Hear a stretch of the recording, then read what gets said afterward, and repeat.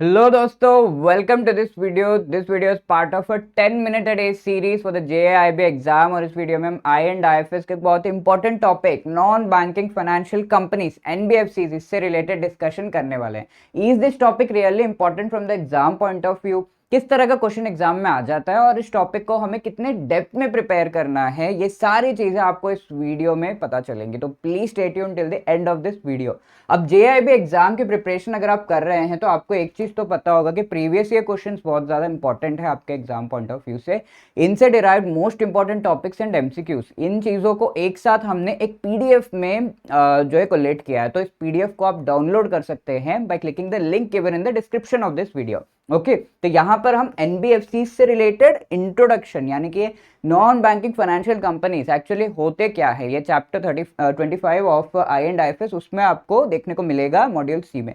तो non banking financial companies, पहले तो ये नेम एनालाइज करिए, क्या है ये? नॉन बैंकिंग बट ये फाइनेंशियल कंपनीज हैं। तो ऐसे कंपनीज जो हम कह सकते हैं कि बैंक नहीं है। फर्स्ट थिंग्स फर्स्ट, ये बैंक नहीं है। अब कोई भी पर्टिकुलर कंपनी या फिर कोई पर्टिकुलर एंटिटी को बैंक बनने से रिलेटेड हम क्या कह सकते हैं, क्या ऐसे इंपॉर्टेंट कैरेक्टरिस्टिक्स है, फीचर्स है दैट इट शुड हैव?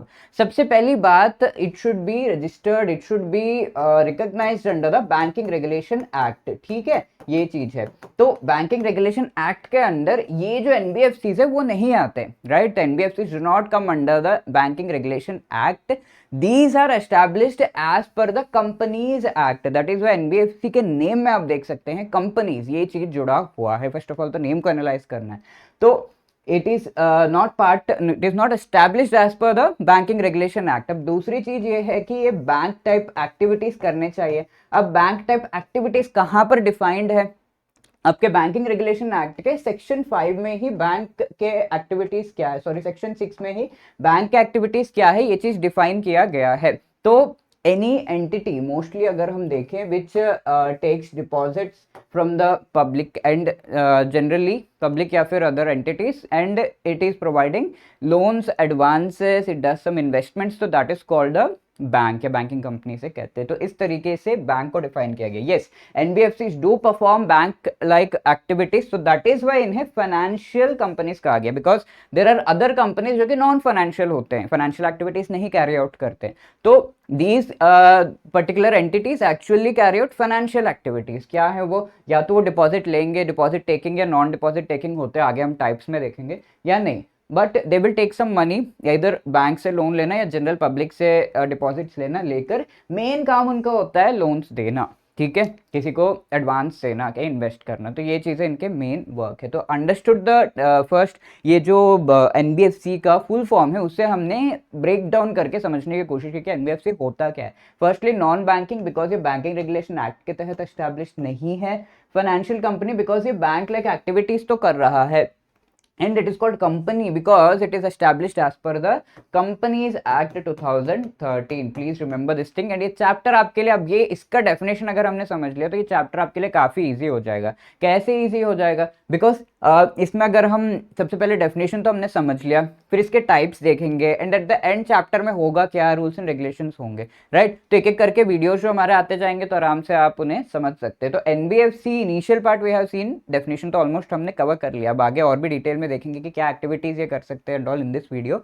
आगे हम देखेंगे कि इसके टाइप्स क्या है, तो that is the area from where more questions are asked. And then finally regulations कैसे होंगे। अब एनबीएफसी, ये तो थोड़ा सा घुमा दिया यहाँ पर कि एनबीएफसी एक्चुअली एक बैंक नहीं है, बट वो बैंक लाइक एक्टिविटीज कर रहा है। तो इसका मतलब अगर हम देखें, बैंकिंग रेगुलेशन एक्ट में दिया हुआ है कि RBI can regulate all the entities which are established as per the Banking Regulation Act. तो अब ये बैंकिंग रेगुलेशन एक्ट के तहत एस्टैब्लिश्ड ही नहीं है, इसे रेगुलेट आरबीआई क्या कर सकता है? नहीं, लिमिटेड रेगुलेशन है। ठीक है, तो दैट इज द थिंग। तो वो हम देखेंगे, वो एस्पेक्ट देखेंगे। बट ये बैंक लाइक एक्टिविटीज तो कर रहा है, तो उस प्रोसेस को हम शैडो बैंकिंग कहते हैं, वो भी हम आगे देखेंगे। तो I hope the overview of the chapter is understood. Now let us start with this NBFC. पहला जो टॉपिक है ये डेफिनेशन थोड़ा हमने समझ ही लिया है, अब ये पूरा पार्ट है वीडियो का आपके लिए इजी हो जाएगा। अब एनबीएफसीज बैंकिंग एक्टिविटीज करते हैं, फाइनेंशियल सर्विसेज भी प्रोवाइड करते हैं, insurance and various other activities भी करते हैं। तो this is one general example which is most widely done by the NBFCs. तो ये चीजें एनबीएफसी करते हैं। और इनका मेन फीचर क्या होता है कि अनबैंक्ड रीजन्स में भी एनबीएफसी स्प्रेड होते हैं। एनबीएफसी बिकॉज ये लोकलाइज्ड टाइप के कंपनीज होते हैं, तो अनबैंक्ड रीजन्स में भी आपको एनबीएफसी देखने को मिलेंगे। एंड एनबीएफसी अगर आप देखो रूरल एरियाज में इनका रोल काफ़ी हाई रहता है। वहाँ पर वो क्रेडिट प्रोवाइड करना, लोन्स प्रोवाइड करना, एडवांस प्रोवाइड करना, ये सारी चीज़ें करते हैं। तो help to the weaker sections NBFC के द्वारा ज़्यादा होता है। ऑल्दो बैंक्स इस चीज़ में काफ़ी पारंगत है, but even then NBFC do more than that is what is the statistics tell. So this is the main meaning of NBFCs. अब what is the role in role of these NBFCs वो हम देख लेते हैं। And एक comparison इनका banks के साथ किया गया, सो द डेफिनेशन आपको एनबीएफसीज कॉन्सेप्ट एंड डेफिनेशन आपको और भी ज़्यादा क्लियर हो। सबसे पहली बात, ये बिजनेस रूरल एरियाज में ज़्यादा करते हैं, तो इनका रीच वहाँ पर बहुत ज़्यादा है।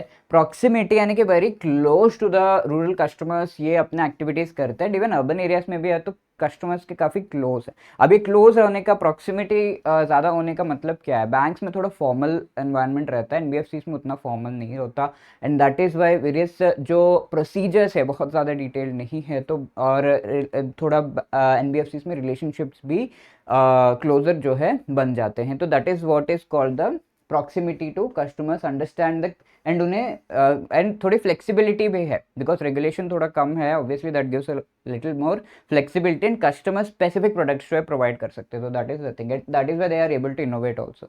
सेकंड थिंग, इस वजह से बैंक्स को काफ़ी ज़्यादा कंपटीशन प्रोवाइड करते हैं क्योंकि delivery of financial services properly कर पा रहे हैं। एंड इस चीज़ में एफिशिएंसी भी इनकी ज़्यादा है because understand the customers. And अब लेट्स से आप एक पर्सन से बात करना चाहते हो, सामने वाले को आपने समझा कि वो क्या है क्या नहीं, and you are speaking accordingly, तो you have a very good जो है सामने वाले के दिमाग में गुडविल बहुत अच्छी है। तो इस तरीके से एफिशिएंट वे में वो वर्क कर पाते हैं, कस्टमर स्पेसिफिक वर्क कर पाते हैं। ठीक है, customer orientation is the main thing that increases their efficiency. Other thing diversification इनका है, क्योंकि ऐसा नहीं है कि बैंक के तो बैंक के कोर एक्टिविटीज उसे करने ही है, and then para banking activities are the other things like mutual funds, insurance वगैरह अगर कर रहा है तो पैरा बैंकिंग कहा जाता है। बट यहाँ पर जो एनबीएफसीज है they can indulge in most of these activities, different things, infrastructure को फाइनेंस कर सकते हैं, रिटेल फाइनेंसिंग वगैरह ये कर सकते हैं। ठीक है, बैंक्स का तो मेन है कि रिटेल फाइनेंसिंग रहता है ज़्यादातर। ठीक है, इंफ्रास्ट्रक्चर को फाइनेंस वो करते नहीं है, even though they can do, but वो कर ज़्यादा नहीं कर पाते हैं obviously because of their structure and nature के। लॉन्ग टर्म लोन्स देना होता है तो वो बैंक के लिए सही नहीं है। एसेट लायबिलिटी मिसमैच वगैरह आपने पढ़ ही रखा होगा, तो वो सब होता है। बट एनीवे, यहाँ पर माइक्रो फाइनेंस इंस्टीट्यूशंस भी एनबीएफसीज जो है एस्टैब्लिश कर सकते हैं, and that is a very important part of establishing the NBFCs. अब यहाँ पे ये माइक्रो फाइनेंस का मतलब क्या है? Small amount of finance, micro बहुत ही छोटा अमाउंट ऑफ लोन, 1000-10,000 रुपीज़ का लोन किसी को चाहिए तो क्या बैंक देगा? नहीं देगा, बट एनबीएफसीज कैन गिव। ठीक है, तो उस तरीके से तो अनबैंक्ड एरियाज में ग्रास रूट्स के साथ लिंक कर पाते हैं ये, and that is very important because financially वो इंक्लूड हो जाते हैं।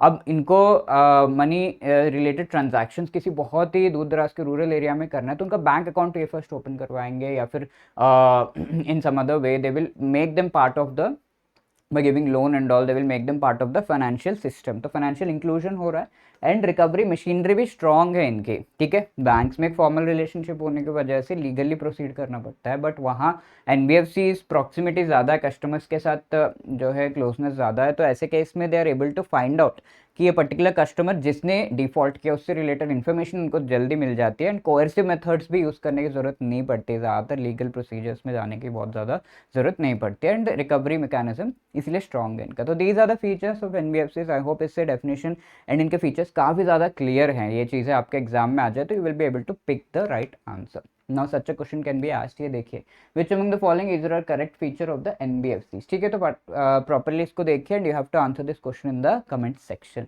Apart from that, we have this question: as per RBI, one who is eligible to get microfinance loan should have annual household income of less than or equal to how much? तो ये question पिछले session में पूछा हुआ था।